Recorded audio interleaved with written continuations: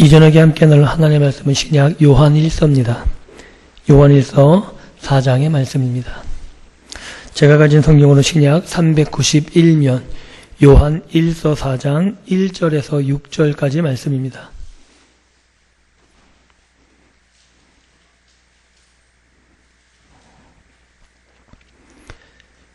요한일서 4장 1절부터 6절입니다. 차려졌으면 저와 여러분들이 함께 한 목소리로 봉독합니다. 같이 읽습니다. 사랑하는 자들아, 영을 다 믿지 말고 오직 영들이 하나님께 속하였나 분별하라. 많은 거짓 선지자가 세상에 나왔습니다. 이로써 너희가 하나님의 영을 알지니 곧 예수 그리스도께서 육체로 오신 것을 시인하는 영마다 하나님께 속한 것이요 예수를 시인하지 아니하는 영마다 하나님께 속한 것이 아니니 이것이 곧 적그리스도의 영이니라. 오리라 한 말을 너희가 들었거니와 지금 벌써 세상에 있느니라. 자녀들아, 너희는 하나님께 속하였고 또 그들을 이기었나니 이는 너희 안에 계시니가 세상에 있는 자보다 크심이라. 그들은 세상에 속한 거로 세상에 속한 말을 하매 세상이 그들의 말을 듣느니라. 우리는 하나님께 속하였으니 하나님을 아는 자는 우리의 말을 듣고 하나님께 속하지 아니한 자는 우리의 말을 듣지 아니하나니 진리의 영과 미혹의 영을 이로써 아느니라. 아멘. 말씀 앞에 잠시 기도합니다. 하나님 감사합니다. 주일로 3일 동안도 저들의 삶을 지켜보셨다가 다시금 기도하는 이 밤에 모여서 주의 말씀을 나누며 기도하게 하시니 감사합니다. 하나님, 저희들의 삶을 주께서 붙잡아 주시고 혼탁한 이 시대에 진리의 영 성령과 함께 말씀을 붙잡고 생활하는 믿음의 백성들 되게 하여 주옵소서. 부족한 종을 오늘도 세워주셨사오니 친히 말씀하여 주시고 친히 입술에 당신의 말씀을 넣어주셔서 온전히 주님의 뜻만이 선포되어지는 복된 이 시간 되게 하여 주옵소서. 감사드리며 예수님의 이름으로 기도하옵나이다. 아멘. 그 옛날이나 오늘을 살아가는 많은 사람들에게 영에 대한 태도를 구분하자면 크게 두 가지 정도로 구분할 수 있을 것 같습니다. 첫째는 무시하는 쪽이에요. 영에 대해서. 그래서 그런 사람은 보통 회의주의자나 불가지론자 아니면 무신론자라고 이야기할 수 있습니다. 또 한 가지는 무조건적으로 영에 대해서 비판 없이 수용하는 사람들이 있습니다. 그것들을 신비주의나 아니면 미신, 무속신앙이라고 이야기할 수 있습니다. 그럼 우리는 이 두 가지 부류에 속하느냐? 그렇지 않습니다. 우리는 영을 무시하는 사람도 아니고 비판 없이 아무 영이나 받아들이는 사람들도 아닙니다. 그러기에 우리 그리스도인들은 영을 분별할 수 있어야 된다고 성경은 말하고 있고, 특별히 사도 요한은 혼탁한 시대일수록 영에 대해서 확신을 가지고 분명히 그 영이 어떤 영인지 확인할 수 있어야 된다고 이야기하고 있습니다. 아마도 초대교회가 영에 대한 그런 거짓 교훈들이 판을 치고 있었고 그 심각성이 대두되었기에 사도 요한은 영에 대한 분별에 대해서 강조하고 있는 것으로 보여집니다. 그럼 오늘 우리 시대에 이 본문이 우리에게 유효하냐? 유효하다고 봐요. 왜냐하면 그때나 지금이나 사단이 광명의 천사로 가장하여서 활동하고 있으며 또한 사이비가 더 진짜 같은 시대가 되었기에 사도 요한이 초대교회에 사랑하는 하나님의 백성들을 향해 외쳤던 영을 분별하라는 말은 오늘 우리 시대 우리들에게도 동일하게 중요한 외침이라고 이야기할 수 있습니다. 그래서 오늘 본문을 통해서 어떻게 영을 분별해야 되는지, 영을 분별한다는 것이 무엇인지 함께 생각해 보기를 원합니다. 먼저 1절부터 3절까지의 내용은 크게 하나님의 영과 적 그리스도의 영이 어떤 차이점이 있는지 소개해 주고 있고, 4절부터 6절은 그 하나님과 적 그리스도의 영을 받아서 하나님께 속한 사람, 그리고 세상에 속한 사람이 어떤 것인지 대조해 주고 있습니다. 그리고 이 대조에 따라서 우리는 분명히 분별할 수 있어야 된다고 이야기하고 있는 거죠. 특별히 여기서 영을 분별하라고 이야기할 때 시제가 현재형으로 사용되고 있는데, 이것은 초대교회 그 당시 사도 요한이 살고 있었던 시대를 반영하고 있다고 이야기할 수 있는 거죠. 초대교회는 굉장히 거짓 교훈이 판을 쳤었고 그 거짓으로 말미암아 많은 문제점들이 교회 내에 야기되고 있었어요. 그래서 특별히 영감, 신적인 계시 이런 것들이 있다 그러면 잘못된 가르침도 수용하는 경향성이 많았거든요. 그래서 영에 대한 것들, 은사에 대한 문제가 많아서 고린도 교회는 사도 바울이 그것으로 말미암아 영이 어떤 것인지 질서의 하나님, 하나된 하나님의 은혜와 은사에 대해서 이야기하는 부분도 우리는 성경을 통해서 확인할 수 있습니다. 또한 이 일을 통해서 우리가 알 수 있는 것은 사도 요한이 이야기한 것처럼 영은 하나가 아니라는 거예요. 하나님의 영이 있는 반면에 적 그리스도의 영이 있다는 사실이죠. 오늘 이 요한일서 4장에서 하나님의 영을 너희 안에 계신 이라고도 이야기하며 또한 그 하나님의 영을 진리의 영이라고 이야기합니다. 그리고 적 그리스도의 영은 세상에 있는 영, 세상에 있는 이, 그리고 미혹의 영이라고 구분하고 있고 이 두 영이 동일하게 왕성하게 활동하고 있음을 이야기합니다. 특별히 그래서 이 적 그리스도의 영, 세상에 있는 이 미혹의 영의 활동 때문에 많은 거짓 선지자들이 나타났었고 그로 말미암아 초대교회나 그 이후 모든 교회 시대에 이 문제가 크게 대두되고 있음을 우리는 성경을 통해서 교회의 역사를 통해서 확인할 수가 있는 겁니다. 이게 왜 이렇게 중요하냐면 요한일서는 사랑의 서신이다 그래요. 특별히 사도 요한이 사랑의 사도라고 이야기하잖아요. 그 가운데 3장, 4장은 사랑장이에요. 하나님의 사랑이 어떤 것인지 두 장에 걸쳐 설명하는 가장 가운데 요한일서 4장 1절부터 6절까지 뚝 떼어가지고 전혀 관계없는 이단 영에 대해서 갑자기 이야기하고 있는 거예요. 즉 하나님의 사랑이 중요하지만 이 영에 대한 이 분별력이 얼마나 중요한지 하나님의 사랑을 이야기하면서 그 사랑을 중단할 정도로 심각한 위험성이 있기에 사도 요한은 이 주제를 가지고 하나님의 백성들에게 이야기하고 있다는 사실입니다. 이런 심각성 또한 오늘 우리 시대가 동일하게 겪고 있는 문제이기 때문에 그냥 관과할 수 없는 문제입니다. 왜냐하면 지금 이 한국 사회에 유행하는 게 뭐냐면 신비주의예요. 그래서 어떤 계시 같은 것들, 은사 같은 것들, 이것들이 무비판적으로 수용되는데 대표적으로 그런 건 제 얘기만 들으시고 안 보시고 안 가셨으면 좋겠어요. 막 목사님이 손만 번쩍번쩍거리면 사람이 뒤로 벌렁벌렁 자빠지고 하늘에서 금가루가 내리고 그때 제가 얘기 드렸죠. 저희 어머님도 이빨이 아말감에서 백곰으로 다 바뀌었거든요. 그러고 나서는 어머니께 그런 데 가지 말라고 못 가게 했어요. 하나님이 어머니 위로하셔서 그런 거지 그게 신앙의 목적이 아니라고. 금가루가 신앙의 목적이겠습니까? 아니거든요. 전혀 아닙니다. 그런데 그런 신비적인 현상이 마치 우리 신앙의 목적이냐, 그것이 구원이고 그것으로 인도되는 게 전부인 양 떠들어대는 상황 가운데 우리가 처해 있습니다. 또한 영을 제대로 분별하지 않게 발생되는 수많은 문제들이 있습니다. 지금은 이단으로 정제된 다락방, 맨 처음에는 전도의 열풍으로 시작된 것이거든요. 그런데 교주화가 되더니 그 단체가 한 인물을 중심으로 이단화 되어버렸고, 할렐루야 기도원의 김계하 원장도 맨 처음에는 이단이 아니었거든요. 정말 자기가 능력이 있는 게 아니라 나는 수많은 사람들 죽어나가지만 그 가운데 하나님의 은혜를 가끔 살린다, 이러고 시작한 사람이에요. 근데 지금은 어때요? 천사 옷 입고 철사 매달고 날아다녀요. 그러면서 자기 바지춤을 먹으라 그러고 고름 짠 거 이런 더러운 거 그거 먹어야지 나든다 그러고 이따위 짓 하고 있거든요. 왜 이런 게 돼요? 분별하지 않으면 거기에 휩쓸려가고 그게 마치 정상적인 것처럼 떠들어대고 있는 게 오늘 현실적인 문제입니다. 그 옛날에도 거짓 선지자가 활동했듯이 오늘도 수많은 거짓 선지자들이 활동하고 있습니다. 교회 밖에는 수많은 이단들이 있고요.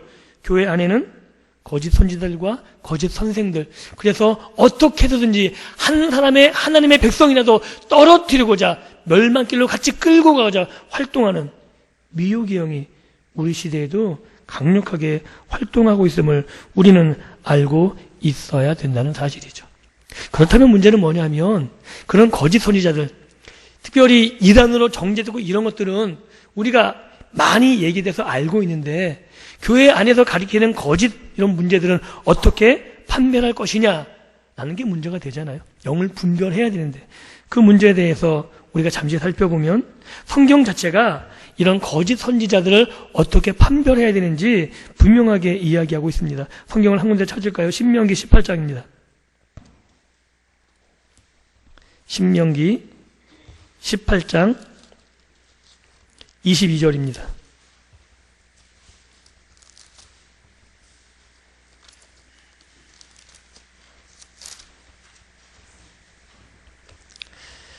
찾으셨습니까? 같이 읽습니다. 시작. 만일 선지자가 있어 여호와의 이름으로 말한 일에 증언도 없고 성취함도 없으면 이는 여호와께서 말씀하신 것이 아니요 그 선지자가 제 마음대로 한 말이니 너는 그를 두려워하지 말지니라. 거짓 선지자는 하나님의 이름으로 말하는데 이루어지지 않는다는 거예요. 왜냐하면 그게 하나님께서 주신 말이 아니기 때문에 그 결과가 그 말한 대로 이루어지지 않는 것으로 판단할 수 있다는 거죠. 한 군데 더 찾습니다. 신명기 13장입니다. 13장 1절에서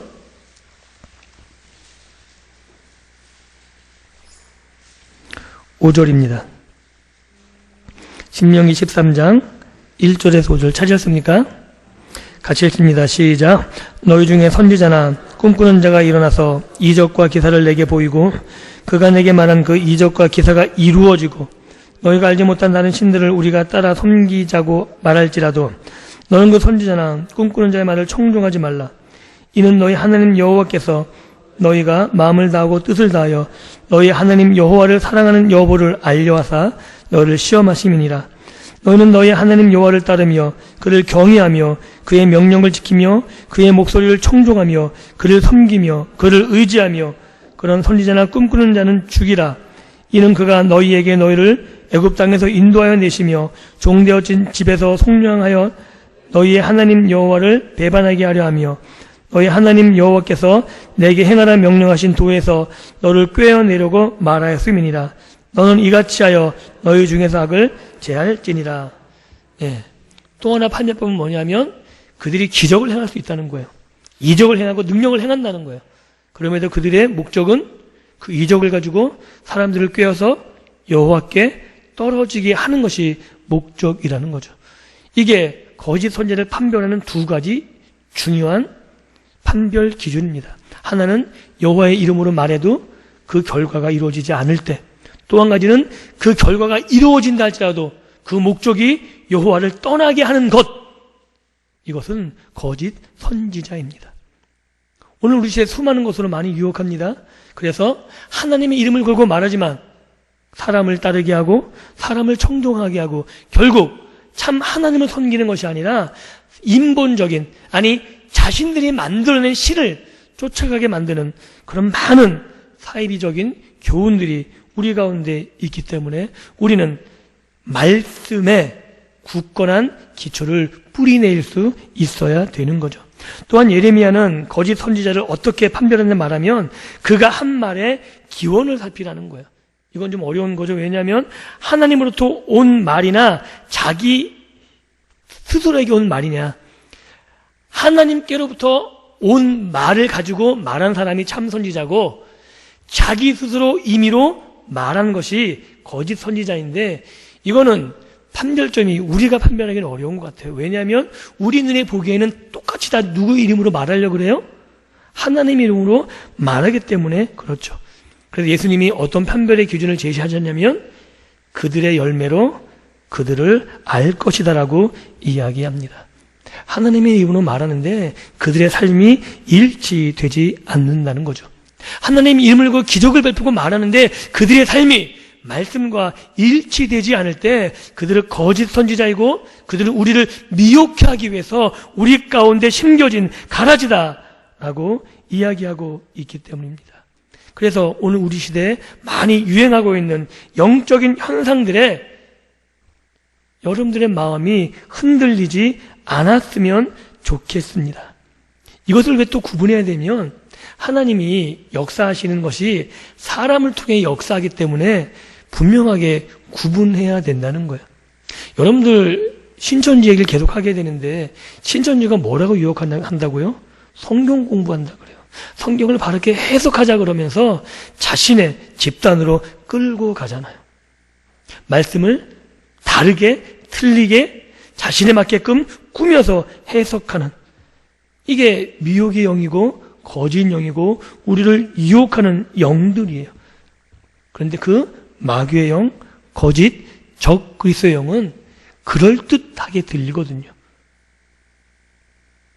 사단이 광명의 천사로 가장하듯이 그렇게 우리에게 달콤하게 다가오기 때문에 우리는 더욱더 긴장하고 있어야 되고 영에 대한 분별력을 가질 수 있도록 더욱더 말씀에 집중해야 되는 겁니다. 또한 거짓 선지자는 주의 이름으로 행하게 됩니다. 그런데 그들의 결국은 불법이라는 거예요. 그래서 예수님이 뭐라고 그러셨어요? 마지막에 불법을 행하는 자들아 내게서 떠나가라. 그들이 아무리 사랑을 외치고 그들이 주의 이름을 행한다고 그러고 그들이 말씀을 들고 나올지 모르겠지만 그들의 행위가 결국은 불법이라고 이야기하고 있고 결국 그들의 모습이 우리 가운데 드러나지게 되는 거죠. 그래서 우리는 그들의 삶의 모습을 바라보면서 분명하게 어떤 영이 거짓 영인지 분별하고 그 가운데 하나님의 말씀의 기준을 가지고 온전한 신앙생활, 온전한 믿음 생활을 할 수 있어야 되는 것입니다. 그래서 계속해서 어떻게 판별할 것인가, 초대교회 사도 요한은 이 판별 규신은 이렇게 이야기합니다.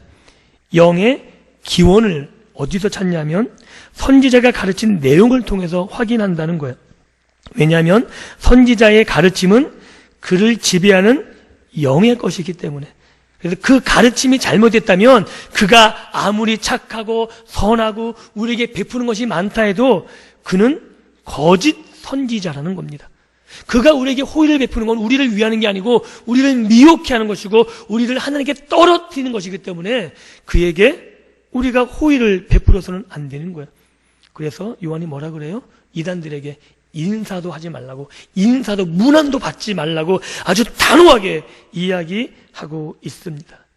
그래서 이 사도 요한이 말했던 거짓 가르침, 이것은 오늘 본문에서는 예수님의 성육신을 부인하는 것이라고 이야기했고 그 당시뿐만 아니라 모든 시대에서 예수님의 성육신을 부정하는 것이 가장 큰 이단의 특징이었고 지금도 마찬가지예요. 문선명이나 다른 많은 이단들이 강조하는 게 뭐냐면 예수님의 사역이 온전하지 못하기 때문에 자신이 재림주로 다시 왔다는 거 아닙니까? 예수님이 불완전하다는 거예요.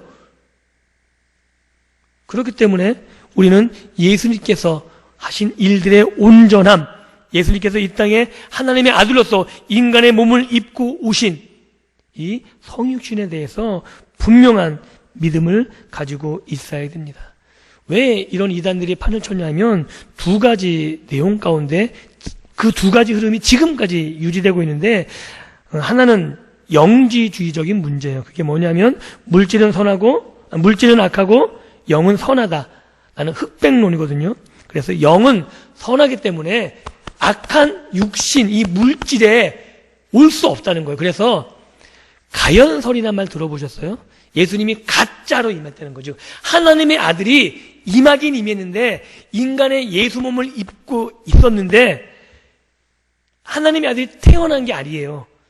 그냥 인간 예수가 있다가 예수님이 요단강 물에서 세례 받으셨잖아요. 그때 임하셨다는 거예요. 하나님의 아들이.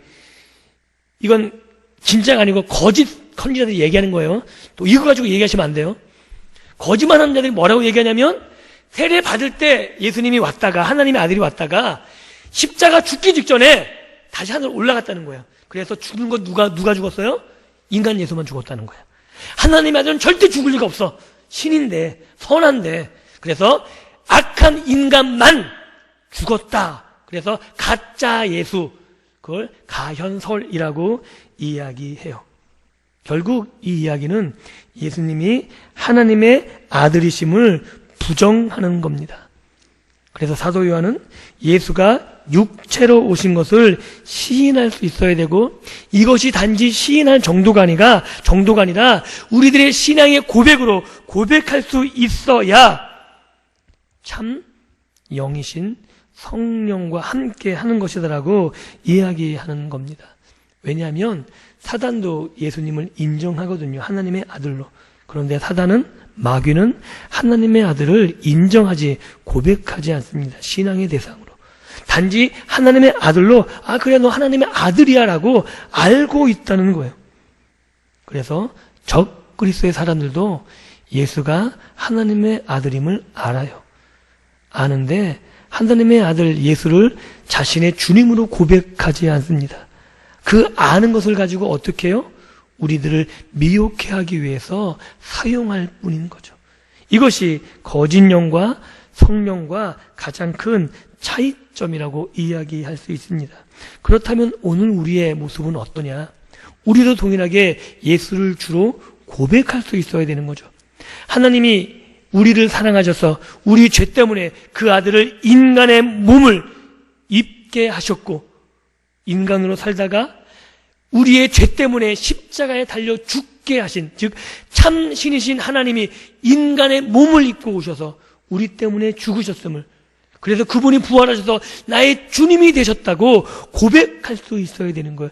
이 참 신앙의 고백 위에 우리의 신앙이 있고 그 안에 성령님이 우리 안에서 역사하시는 겁니다.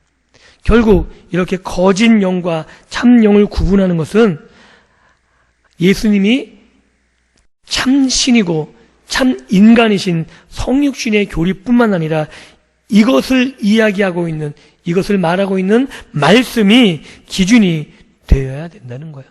그래서 그렇게 고백하는 사람들은 성령의 인도를 받는 사람이다라고 이야기할 수 있는 것이고, 이것을 더 어떻게 확실하게 알 수 있냐면 성령님께서 이 땅에 오셔서 하시는 일을 통해서 더욱더 확실하게 알 수 있게 됩니다. 성령께서 우리 가운데 오셔서 하시는 일이 뭐냐면 하나님의 아들 예수님께 영광을 돌리시는 일이에요. 즉 성령께서 하시는 일은 자기의 능력을 나타내는 게 아닙니다. 우리들에게 은사를 주는 일이 아니에요. 성령이 하시는 가장 중요한 일은 예수님을 증거하는 일이에요. 아십니까? 우리의 입술을 통해서 예수를 주로 고백하게 하는 일을 하시는 분이 성령님이신 거예요. 그래서 우리가 하나님의 아들이 아니면, 성령님이 아니면 예수를 주라고 함부로 고백할 수 없습니다. 성령님이 하시는 가장 주된 일이 뭐냐면 하나님의 백성들이 예수 그리스도를 나의 주님으로 고백하는 것, 예수님을 주로 고백하고 예수님을 증거하는 일에 성령님이 주도적인 역할을 하십니다. 또한 예수님께서 하신 말씀들, 그 일들을 우리 가운데 깨닫게 하시고 우리 가운데 알게 하시고 우리 가운데 그 일들을 드러나게 하시는 분이 성령님이신 거예요. 어떤 새로운 일을 일어나거나 어떤 새로운 역사를 말하거나 어떤 새로운 능력을 일으키는 게 아니라 성령님이 병을 낫게 하고 이런 것들이 아주 부차적인 거예요. 그게 주된 목적이 아니에요. 그 일들을 통해서도 뭐가 드러나길 원하냐면, 병을 왜 낫게 하세요? 그걸 통해서 예수님이 드러나기만 한다면 그렇게 사용되는 거예요. 병 나는 게 목적이 아니라 그 병을 통해서 누가 드러나게 된다고요? 예수의 주되심이. 이게 성령님께서 하시는 일이라는 거예요. 그런데 어떤 기적과 역사가 많은 능력이 나타나서 거기에 예수의 주되심이 없다면 그것은 거짓 영이 일으킬 수 있다는 거예요. 왜냐하면 오늘 우리가 신명기에서 보았듯이 말한 일의 결과가, 능력이 나타나고 결과가 이루어진다고 얘기하잖아요. 왜요? 우리를 미혹해 하기 위해서. 그래서 구분할 수 있으셔야 돼요. 어떤 뭐가 기적이 일어났다, 놀라운 게 우와! 그렇게 하지 마시고요. 정신 차리셔야 돼요. 거기에서 예수의 주되심이 드러나고 있는가? 하나님의 말씀이 그 가운데 나타나고 있는가? 그래서 결국 하나님께 영광이 되어주고 있는가? 예수가 존귀케 되어지는가? 그것을 통해서 그 사람이 하나님의 영으로 인도함을 받는가 우리는 확인할 수 있다는 사실이죠. 또 한 가지 성령님께서는 예수님이 하신 일과 상반되는 일, 지점이 되는 일들을 하시지 않습니다. 성령님께서는 예수님이 우리에게 부탁하신 일들을 더욱더 견고하게 확실하게 이루어내시는 분이라고 성경은 이야기하고 있습니다. 그러기에 우리가 우리의 삶을 통해서 우리가 신앙생활을 하면서 우리가 성령님으로 인도함을 받는다는 것, 그것은 내가 어떤 능력이 많고 은사가 많고 이게 중요한 게 아니에요. 여러분, 사랑하는 성도 여러분, 예수님을 주님으로 고백하고 계십니까? 정말 예수님 나의 주님임을 고백하십니까? 그럼 여러분도 성령님의 사역 가운데 있다는 사실이에요. 아십니까? 방언을 해야지 내가 어떤 능력, 아니요. 그거는 필요하면 주시는 거예요. 은사는 하나님의 교회를 위해서 필요하면 하나님이 허락하시는 거예요. 내가 사모할 때도 주시지만 내가 사모하지 않아도 하나님의 교회에 필요하면 하나님의 적재적소에 하나님은 사람을 일으키세요. 사도 바울이 은사 달라 그런 적 있습니까? 기적 달라고 외친 적 있습니까? 하나님의 백성을 위해서 돌을 던졌던 사람 아닙니까? 그럼에도 불구하고 하나님이 필요하시니까 그를 세워 사용하시잖아요. 죽은 자도 살리게 하시고 병도 낫게 하시고. 왜요? 하나님의 교회를 필요해서 그를 세우신 거예요. 그래서 자기가 고백하잖아요. 나는 아무것도 한 게 없다고.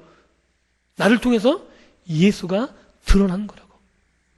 이게 사도 바울의 유일한 고백이었어요. 사랑하는 성도 여러분, 지금 우리가 예수님을 주로 고백하고 있고 내 삶을 통해서 예수님이 존귀케 되어진다면 가장 놀라운 성령님의 역사가 여러분 삶 가운데 나타나고 있다는 사실을 믿을 수 있기를 주님의 이름으로 축복드립니다. 정말 놀라운 일이라는 거예요. 그래서 오늘 이 말씀을 통해서 우리가 다시 한번 확인할 수 있는 것, 성령님이 하시는 일이 우리가 볼 때는 어쩌면 우리가 기대하는 것과는 다를 수 있다는 거죠.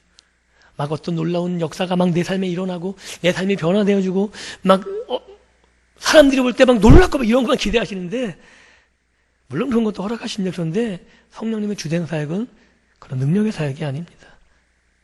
우리 안에서 하나님의 말씀이 깨달아지게 하시는 것, 깨달아진 말씀을 가지고 내가 하나님께 더욱더 가까이 나아갈 수 있게 하는 것, 그 일이 가장 중요한 성령님의 사역이신 거죠.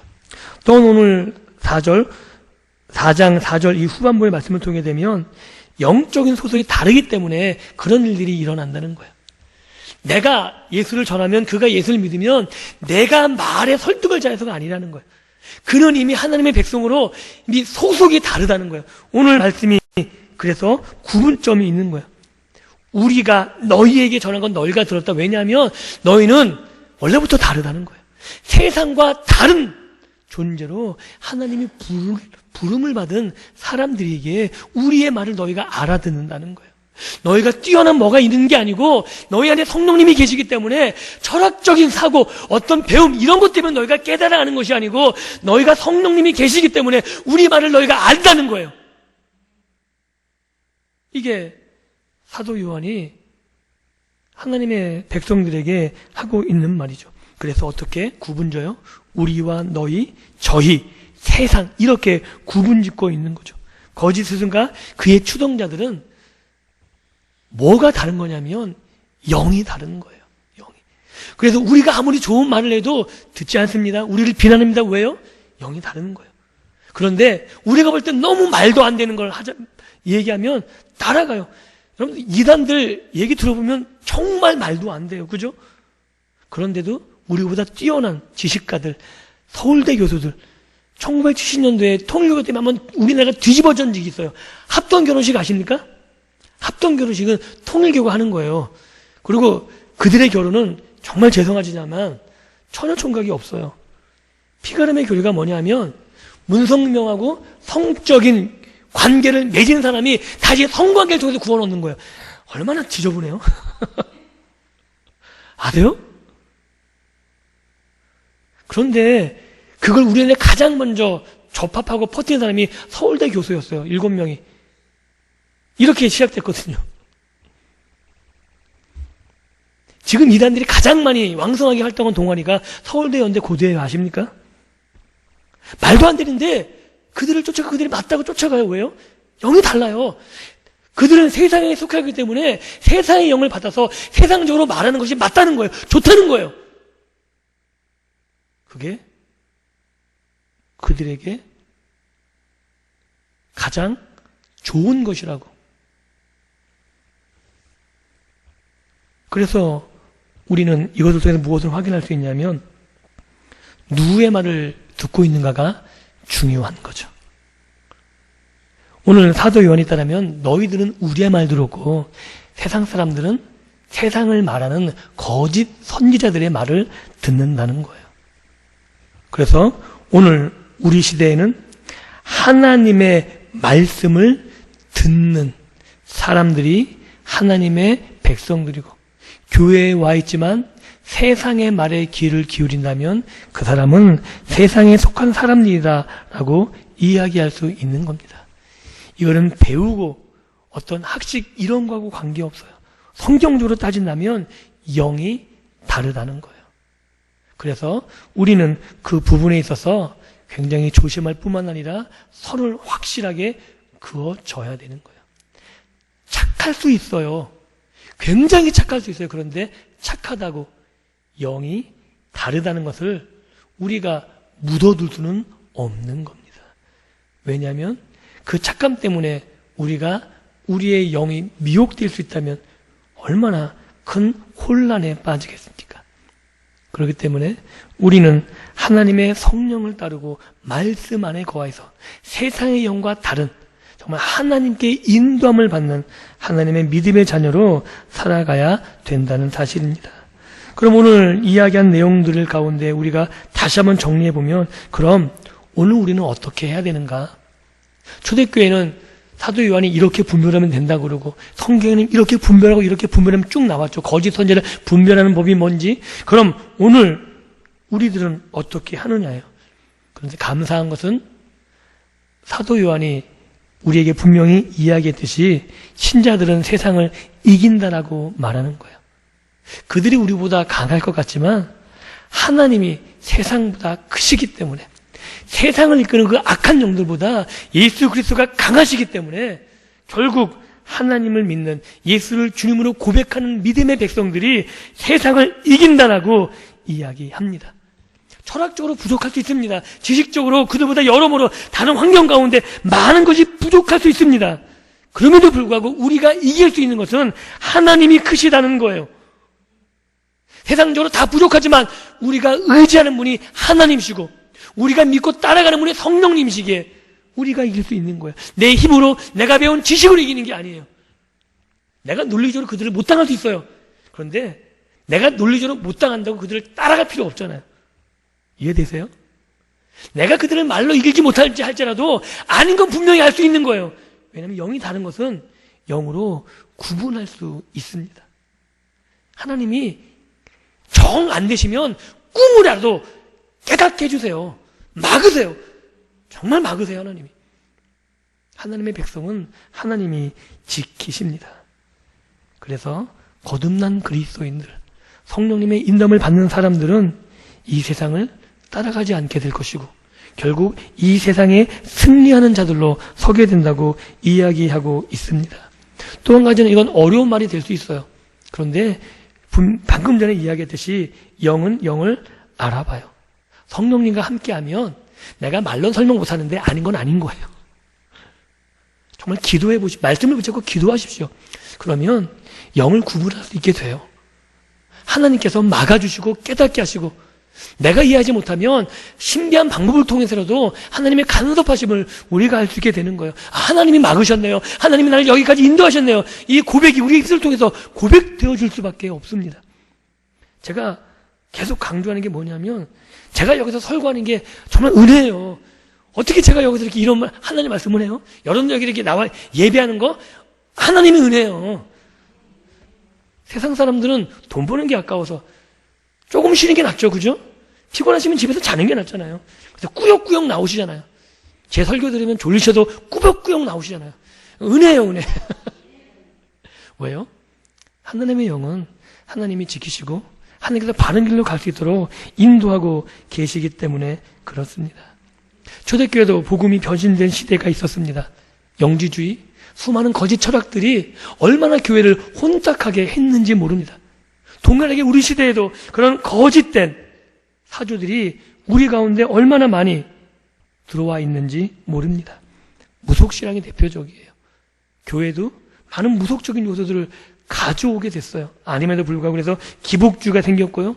또한 교회도 실용주의화 됐어요. 교회를 왜 다녀요?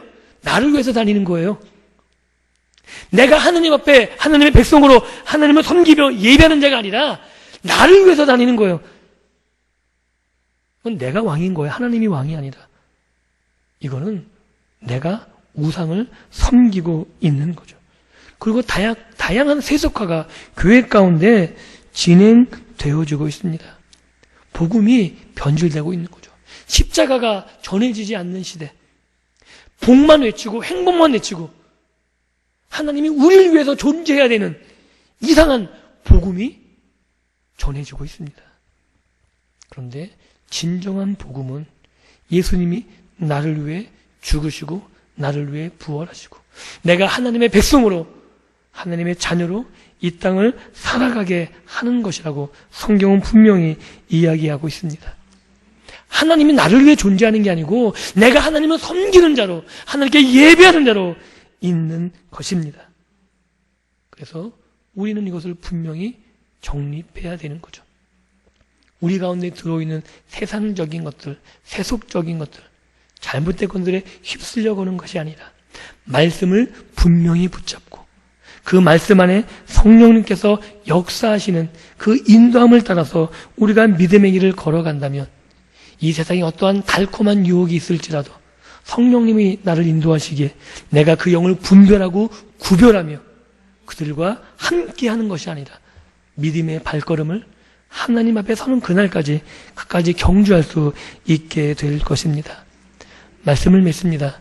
오늘 장황하게 이야기했는데 다른 건 다 잊어버리셔도 돼요. 그런데 이제 이 결론만큼은 잊어버리지 않으셨으면 좋겠습니다. 바른 신앙 영을 분별하는 것, 결국 이것은 예수님과의 관계, 하나님과의 관계로 정의할 수 있는 거죠. 내가 하나님을 바른 섬김, 내가 하나님의 바른 예배자로 설 수 있다면, 내가 하나님 말씀에 복종하는 자로 바르게 설 수 있다면 성령님의 인도함을 받는 사람임은 틀림없습니다. 그런데 내가 하나님의 관계가, 예수님의 관계가 바르게 설정되어 있지 않다면 우리는 어쩌면 세상을 향해서 하나님의 이름을 등에 업고 나를 위해서 달려가고 있는지도 모릅니다. 우리의 신앙의 기초가 예수님의 성육신이고 그 성육신하신 이유가 나를 구원하신 것이지만 그 나를 구원하신 이유가 내 삶, 내 세상의 영광을 위한 것이 아니라 내가 하나님의 백성으로 하나님을 섬기며 하나님의 이름을 높이며 하나님의 영광을 위해서 살아가게 하기 위한 것임을 우리가 분명히 알 수 있다면 우리의 삶의 목표와 방향이 바르게 설정될 것입니다. 그래서 오늘 영을 분별하라는 이 말씀, 세상을 향해서 내 욕심을 위해서 달려가는 세상의 말에 귀를 기울이는 것이 아니라 예수 그리스도를 증거하시는 성령의 인도함을 받아 나 자신을 쳐서 복종시키며 하나님의 말씀을 부여잡고 살아갈 수 있는, 그래서 날마다 내 삶에서 하나님의 말씀이 이루어지는 것을 경험하며 그 안에 감사함이 넘치는 믿음의 복된 삶을 살아가시기를 주님의 이름으로 축원드립니다.